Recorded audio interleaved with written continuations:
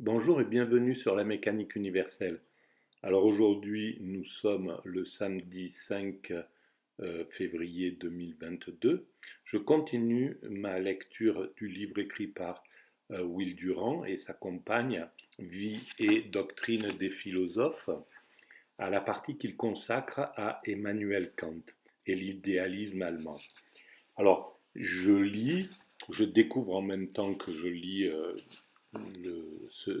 cet ouvrage et je prends un petit peu prétexte de cette lecture pour essayer de préciser le travail philosophique que j'ai entamé depuis une vingtaine d'années sur l'évolution de l'humanité, où j'essaie de démontrer que l'humanité est destinée à atteindre son ultime perfection, la sagesse, l'amour du prochain, le bonheur absolu, euh, l'unité universelle, la paix universelle et l'extase facile, le nirvana, la béatitude, comme nous l'avons vu dans les précédents euh, vidéos que j'ai consacrées à Schopenhauer.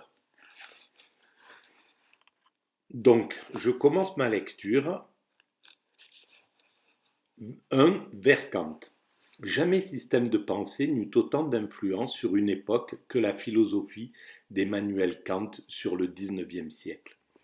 Après 40 années de réflexion solitaire, le professeur de Königsberg éveilla le monde de son sommeil dogmatique. En 1781, avec sa fameuse critique de la raison pure. Et depuis, la philosophie critique n'a cessé de dominer la pensée européenne.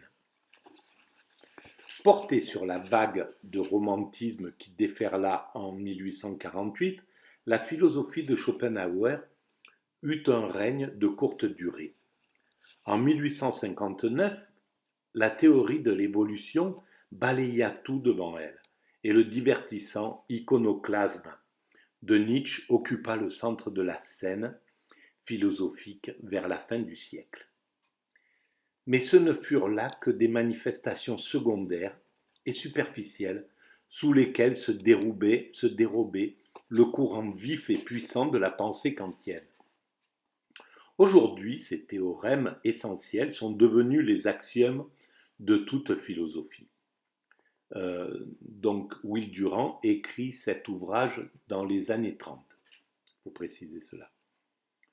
Nietzsche considère Kant comme acquis et passe outre. C'est ce qu'il écrit dans La volonté de puissance. Schopenhauer envisage la critique de Kant comme le plus important ouvrage de la littérature allemande et prétend que tout homme n'est encore qu'un enfant s'il n'a pas compris Kant, dans son livre Le monde comme volonté et comme représentation. Spencer ne pouvait comprendre Kant et c'est peut-être cette inintelligence qui l'empêcha de devenir un très grand philosophe. J'ai aussi travaillé sur la partie qu'il consacre à Spencer. Je vous renvoie donc à cette lecture,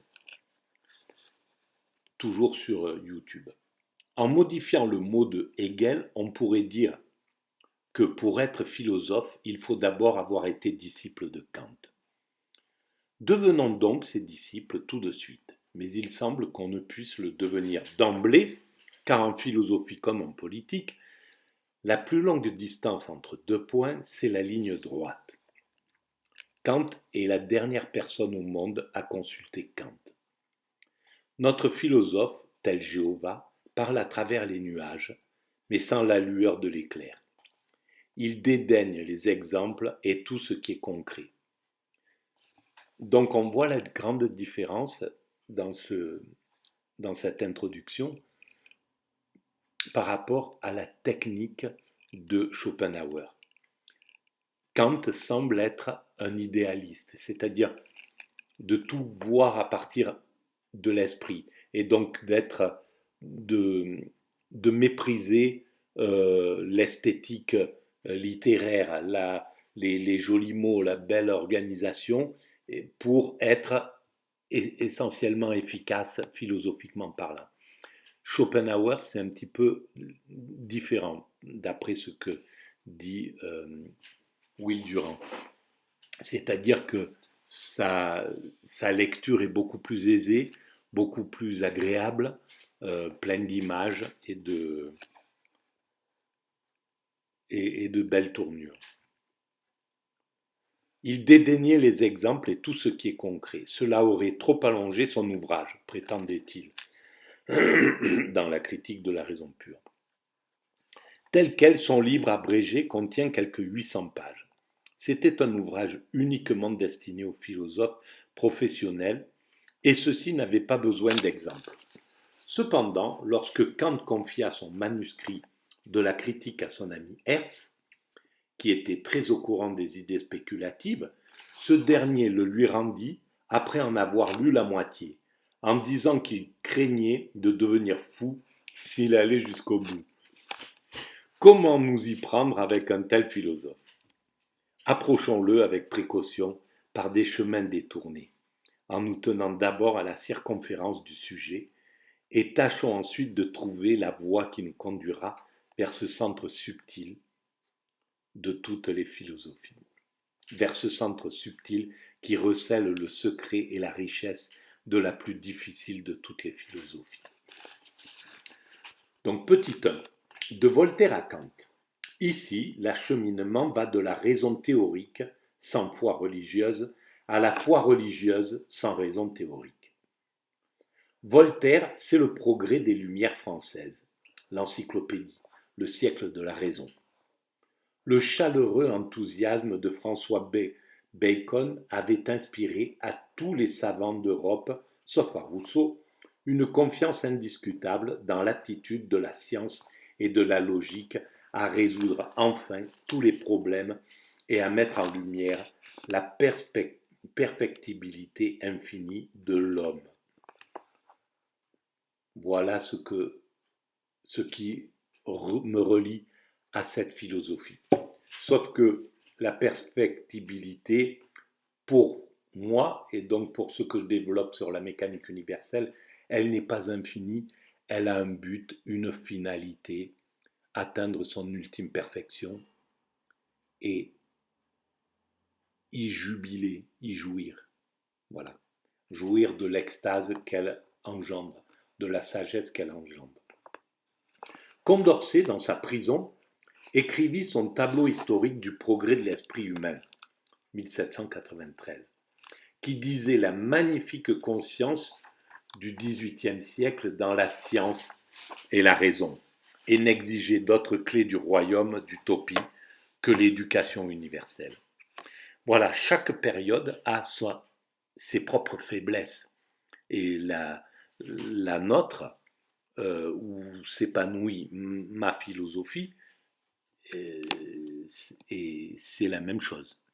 Donc elle a ses propres faiblesses. Mais à l'époque, le progrès de la science était suffisant. Le progrès, la foi au progrès était suffisant pour comprendre la logique, mais peut-être pas pour comprendre la finalité de l'humanité. Je ne sais pas.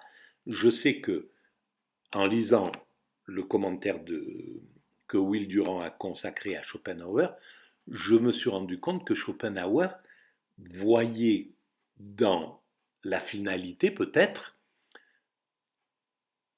le nirvana, qui est similaire à la béatitude, à l'extase, chose que j'ai détectée également. Voilà. Je continue. Les Allemands sérieux eux-mêmes avaient leur Aufklärung, leur rationaliste, Christian Wolff, et leur optimiste, Lessing. Les Parisiens de la Révolution, alors il faudrait lire Lessing, cet optimiste, je ne connais pas, donc ça m'intéresse. Les Parisiens de la Révolution, facilement inflammables, dramatisèrent cette apothéose de l'intellect en adorant la déesse raison, personnifiée par une charmante femme du peuple. Donc ils ont apprécié le travail de Kant, qui était la rationalité absolue pour eux. Et donc, la révolution était basée sur cette chose-là, qui mettait à distance la religion, la foi, tout ce qui ne, la métaphysique, tout ce qui ne pouvait pas être prouvé. C'était une période importante et il fallait sans doute puisque c'est ainsi que ça s'est réalisé, il fallait mettre à distance cette, ce côté irrationnel, mais qui est, selon moi, fondamental. Donc, à ce moment-là, il fallait mettre à distance cela, comme par exemple le néolibéralisme a dû mettre à distance le spirituel, comme le monde industriel a dû mettre à distance ce spirituel, mais aujourd'hui, je pense qu'il est nécessaire de le ramener au sein de la pensée. Voilà. Débarrasser de tous les dogmatiques religieux qui seraient préjudiciables et qui sont obsolètes, qui sont dépassés.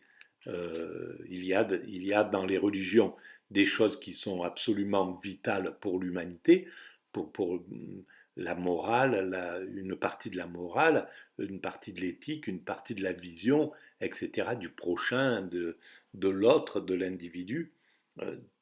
Beaucoup de choses sont à préserver, mais il y a des choses, effectivement, qui doivent évoluer. On ne peut pas rester sur des textes religieux sclérosés. On doit les travailler, les confronter, les faire évoluer. Voilà. Chez Spinoza, cette confiance dans la raison avait produit un monument magnifique de géométrie et de logique. L'univers était un système mathématique et pouvait être décrit a priori par simple déduction d'axiomes reconnus. Je suis à peu près d'accord avec ça, je pense. Voilà. Et je pense qu'on y arrivera. Je pense que même cette évolution vers l'ultime perfection, dont j'essaye de développer la thèse sur la mécanique universelle, un jour sera démontrée par les ordinateurs. Voilà, par les futurs systèmes de calcul qui pourront rentrer l'ensemble de ce qui a été fait et prolonger cette évolution, de toute cette évolution, et démontrer que, ben oui, cette évolution nous conduit forcément à atteindre notre ultime perfection, la paix universelle, le bonheur, la béatitude, l'extase, le nirvana. Il ne devait plus rien exister en dehors des atomes et du vide. Alors non, j'ai oublié quelque chose. Avec Hobbes, le rationalisme de Bacon était devenu de l'athéisme sans compromission et du matérialisme. Il ne devait plus rien exister en dehors des atomes et du vide.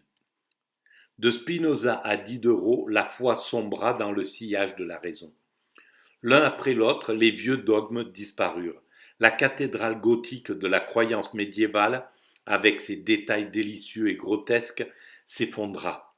Le Dieu antique tomba de son trône, en même temps que les Bourbons, le paradis s'évanouit dans l'espace et l'enfer ne fut plus qu'un mot impressionnant. Helvétius et Holbach mirent l'athéisme tellement à la mode dans les salons de France que le clergé lui-même s'empara, et la maîtrise alla le colporter sous les auspices du roi de Prusse. Lorsqu'en 1784 Lessing, au grand scandale de Jacobi, se déclara disciple de Spinoza, il marquait par là que la foi était au plus bas et que la raison triomphait. Alors, je suis d'accord avec ça, mais la foi, même chez Spinoza, elle n'a pas été mise elle n'a pas été abandonnée. pas plus que voilà l'idée d'un principe créateur, du divin, qu'il y a du divin, qu'il y a Dieu en somme, était dans la pensée de tous ces philosophes, à mon sens, de la plupart au moins.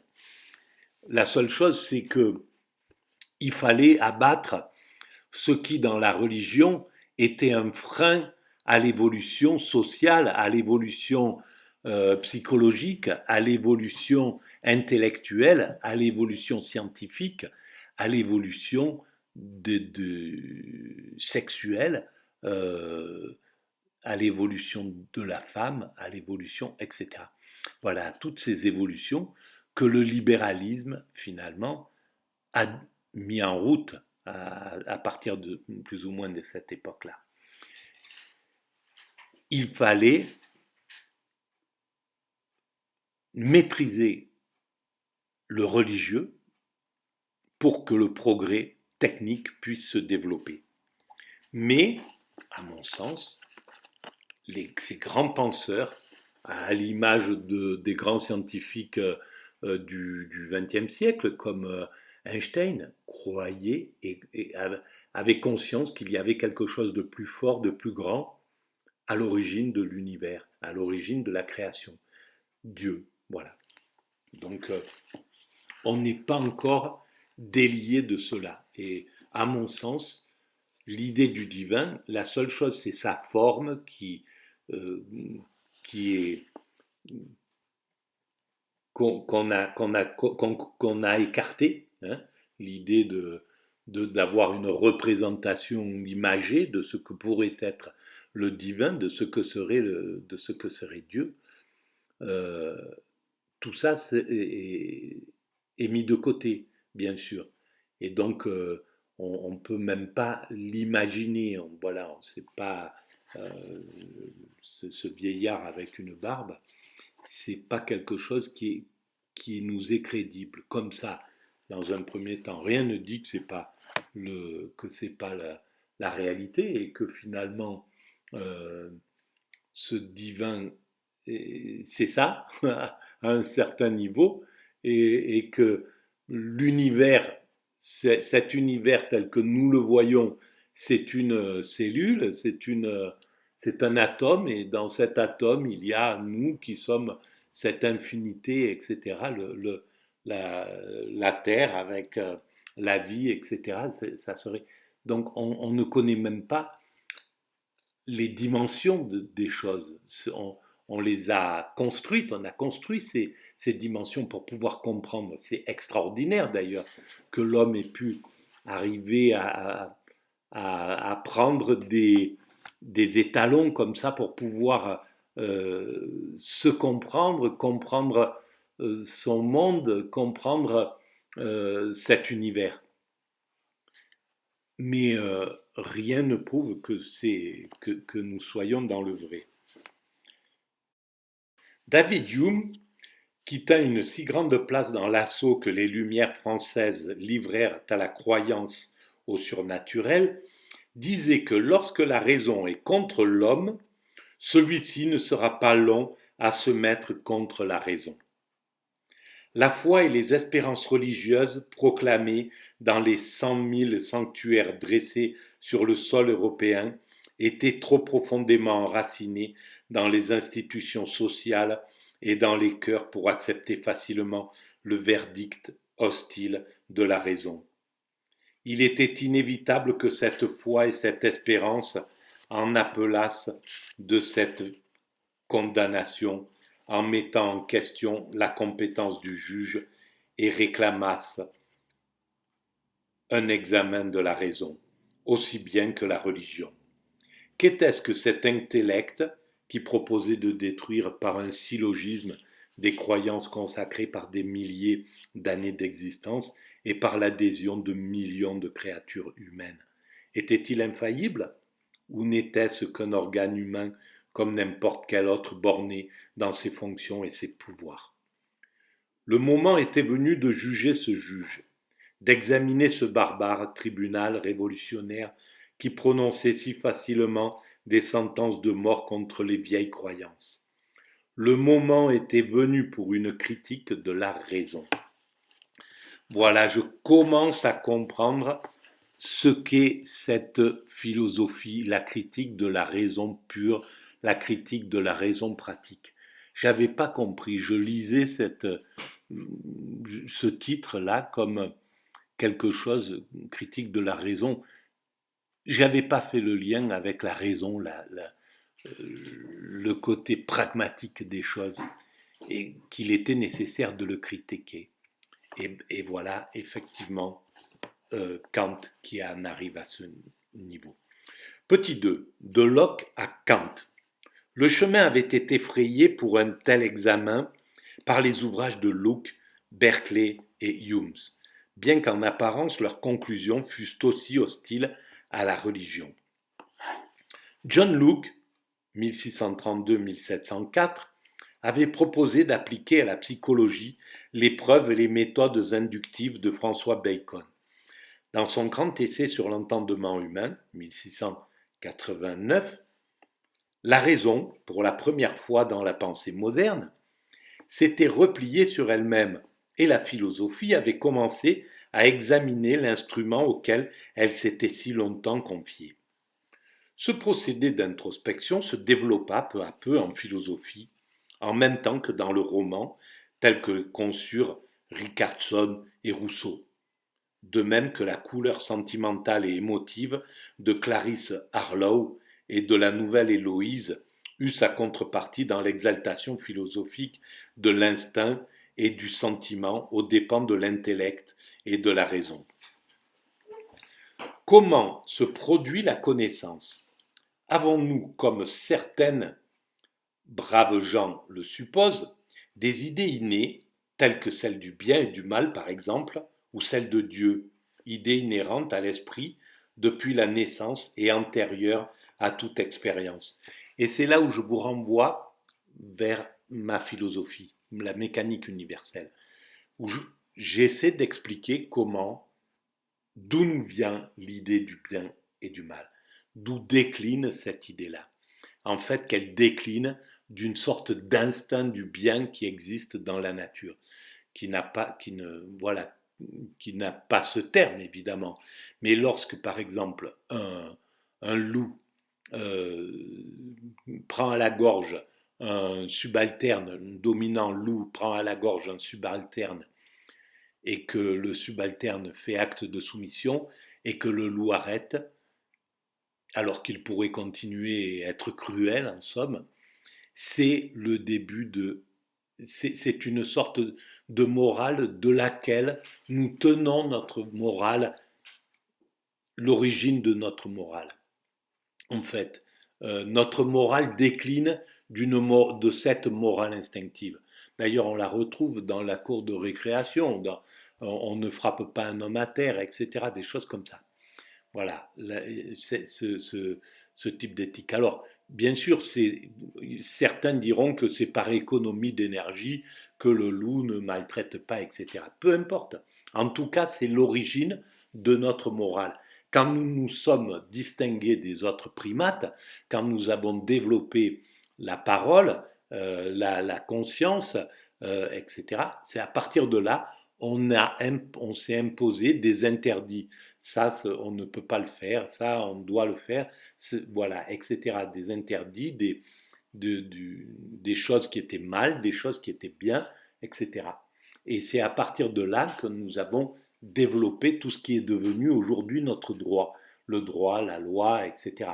Une chose qui est extrêmement enrichie. Voilà, il faut partir de quelque chose qui était basique et instinctif et que nous avons fait évoluer jusqu'à ce qu'est notre droit. Et ce droit-là n'a pas fini. Il y a encore un tas de possibilités par l'homme d'abuser ses congénères en toute légalité. Donc, dans 100 ans, dans 200 ans, dans 300 ans, le droit aura évolué encore, mais complètement énormément, et contraindra de plus en plus l'homme à ne pas abuser de ses congénères, jusqu'au moment où il aura réussi à empêcher tout homme d'être un loup pour l'homme. Voilà, on ne peut pas arrêter ce mécanisme qui conduit l'humanité vers sa perfection, son ultime perfection. Voilà. Donc, voilà, je continue.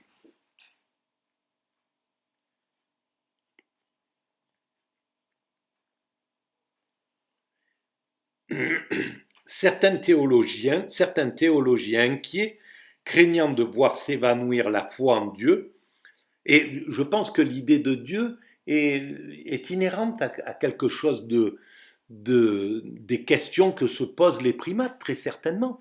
On voit que des éléphants, par exemple, chez les mammifères supérieurs, des éléphants qui rencontrent un crâne d'un de leurs congénères restent autour, etc. Ou que des primates euh, s'organisent autour d'un de leurs confrères, meurt d'un des leurs qui vient de mourir ou quoi que ce soit. On ne sait pas encore ce que pensent réellement nos cousins singes. Mais il est vraisemblable que la vision qu'ils ont de la mort, la vision qu'ils ont de cette, de cette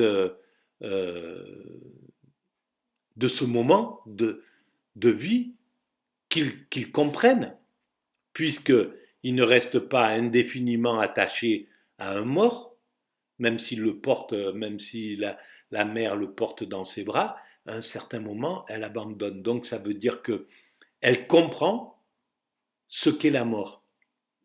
Et donc si elle comprend ce qu'est la mort, plus tard dans l'évolution, puisque nous étions ces primates-là, et plus tard dans l'évolution, la conscience de quelque chose de divin a pu émerger. Mais cette conscience, c'est pas une création anodine. Elle est, selon moi, basée sur quelque chose de logique, une pensée logique. Et donc, elle, elle peut démontrer, elle démontre, selon moi, qu'il y a effectivement du divin. On a créé cette pensée de Dieu, on l'a fait émerger parce qu'elle est réelle. Comme on a fait émerger euh, comme des philosophes ont fait émerger l'existentialisme, parce qu'il est réel, parce que c'est une notion qui devait apparaître dans l'humanité. Voilà. Et Dieu devait apparaître dans l'humanité. On devait prendre conscience de Dieu. On pense que c'est une création, mais on devait prendre conscience qu'il existe du divin. Voilà.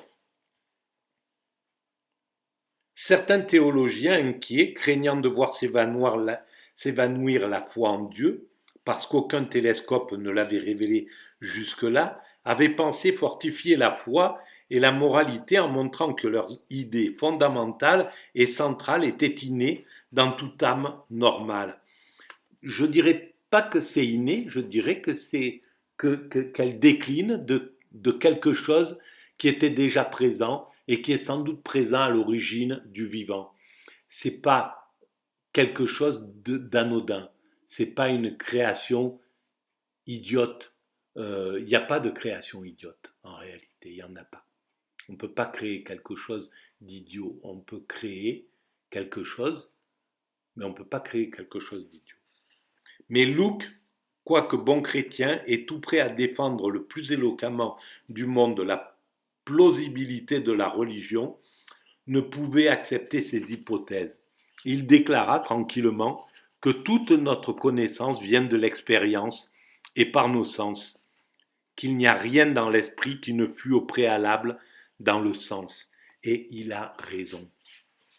Voilà. C'était quelque chose c'est quelque chose qui est inné en nous, qui décline de quelque chose, qui décline de nos origines. Voilà. L'esprit est à la naissance une page blanche, une tabula rasa.